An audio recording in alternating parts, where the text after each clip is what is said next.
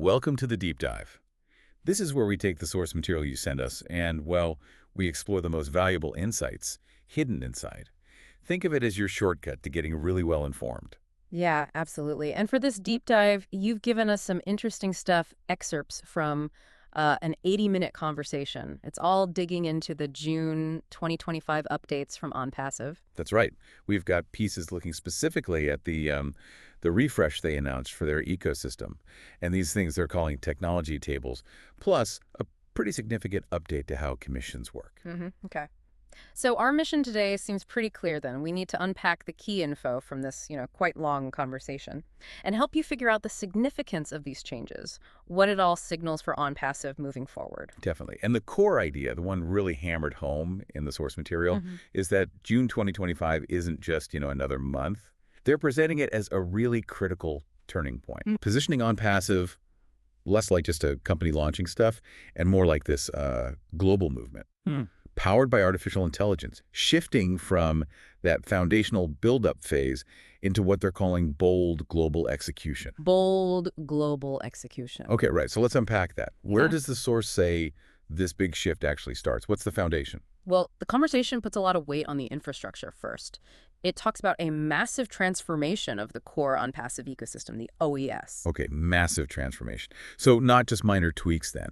They're saying OES 2.0 architecture means something deeper has changed. Exactly. The source suggests it's way beyond just, cosmetic stuff. It sounds like several core products got rebuilt or seriously upgraded, like at the architectural level. Okay, like which ones? Does the source get specific about why those particular products needed a rebuild right now? It does mention O Connect, for instance. That's apparently been rebuilt with new live streaming capabilities, interactive moderation tools, and enhanced multilingual support, too. The why seems connected to enabling, well, higher engagement and a much broader global reach for how users communicate and run events. Okay, so serious upgrades for OConnect. Sounds like a push for more dynamic, more global interactions right there on the platform.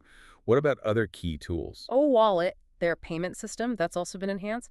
The source highlights features like dynamic commission tracking, secure withdrawals, and this sounds important, integrated regional processors. That could mean easier, maybe faster transactions around the world. Right, addressing potential payment bottlenecks Seems like it. and dynamic commission tracking right in the wallet. That sounds interesting. Especially thinking about the commission changes. What about on the business side of things? Any updates there? Yeah, for business intelligence and productivity, OTracker and Odesk are mentioned. They're supposed to offer real-time feedback and analytics now. And the design philosophy guiding all this, according to the source, is human-centered. Big focus on simplicity and automation. There's actually a key quote. Every product talks to each other. Every product talks to each other. That quote really stands out, doesn't it? It implies a much more integrated system, maybe even like an automated user experience where data just flows seamlessly between all the different tools. That integration seems absolutely key, yeah. And it leads us straight into what they're calling the new OnPassive tables. This seems to be the AI infrastructure backend that generated quite a bit of buzz in the conversation we looked at. Ah, the tables. Yeah. Okay, this sounds like where the AI really takes center stage. The source describes them as autonomous data tables. What does that actually mean in practice based on what they said? Right. Autonomous data tables. And they link every user activity to performance insights. The source details that things like product performance, commission history, client behavior, even communication channels. They're now stored, predicted, and this is the key part, activated through these tables. Stored, predicted, and activated. Okay, wait. That sounds like a lot more than just a fancy database. It does. The CEO is quoted saying something like, "It's like having a living spreadsheet that not only knows your business, it advises it." Wow. Yeah, that quote really underlines the analytical layer that's powered by AI here. It's not just passive storage, it's an active system. It's analyzing patterns, potentially feeding insights back to users, or maybe even automating actions based on the data. Okay, advises it is a strong phrase. So this AI infrastructure is essentially connecting all the dots, all the user activity, product performance, and drawing conclusions from it. That's definitely the implication from the source material, yes. And this level of autonomous data management ties directly into the question everyone seems interested in: commissions. Right, the part everyone wants to hear about. How do these AI tables connect to the commission structure updates discussed in the source? Well, the automation part of these tables seems heavily applied to the new commission distribution model they announced for June. Payments are now scheduled 3 times a month, according to the source, specifically on the 5th, 15th, and 25th, and it's all processed through O-Wallet. 3 times a month. That's a specific rhythm. Yep. And the commission structure itself. The source mentioned different layers, things like founder's bonus, reseller commission, and global pool sharing. What did the conversation tell us about those? Yeah, the source lists those as the different components, but the key insight, I think, from the conversation is how the distribution actually works across those layers. The AI system, the tables, are explicitly stated as determining the fair distribution. The AI determines it. Yeah. How? How does the source say it actually does that? What factors is it looking at? It evaluates things like customer retention, referrals, product activity levels, and even historical engagement. The quote here is quite telling. "We're not paying for luck. We reward participation, consistency, and impact." So that strongly suggests a performance-based model, right? Data-driven compensation, where the AI is analyzing how people contribute across various metrics to decide the payouts. Reward participation, consistency, and impact. Okay, yeah, that sounds much more active than just paying based on volume or something. Speaking of participants, the source mentions something specific for the original Founders Group. Founders Special Tables. Yes, that definitely sounds like a specific benefit or maybe a tool just for that group. They're described as AI-based dashboards specifically for original founders, offering access to lifetime earnings info, detailed team performance analytics, and apparently unlocking certain leadership perks as well. Lifetime earnings, team analytics. That makes sense for a founder group. But the source mentioned something even more, well, striking. It said, some of these tables even simulate future earning projections based on global activity. That's putting some serious predictive power right into the user's hands. It's a pretty significant detail, I agree. If you connect this back to the bigger picture, these specialized AI tools, these predictive insights for founders, it reinforces their kind of unique position within the whole ecosystem, leveraging that AI backend to give them personalized data and, forward-looking forecasts that not everyone gets. Right, so the AI isn't just managing data and commissions behind the scenes, it's also being used to provide these, predictive insights and specific tools for certain user groups. Okay. Beyond the tech and the money, did the source touch on the community side of things? Anything happening around this June wave? Oh, absolutely. The conversation really highlighted a big push on community engagement leading up to June. Something like over 20 regional webinars happening just in the first half of the month.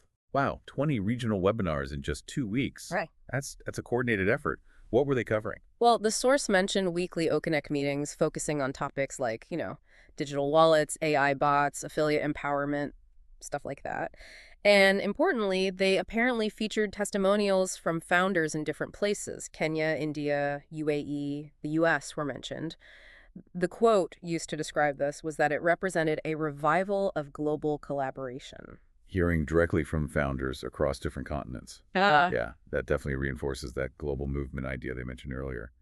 Was there any hint about the longer-term vision?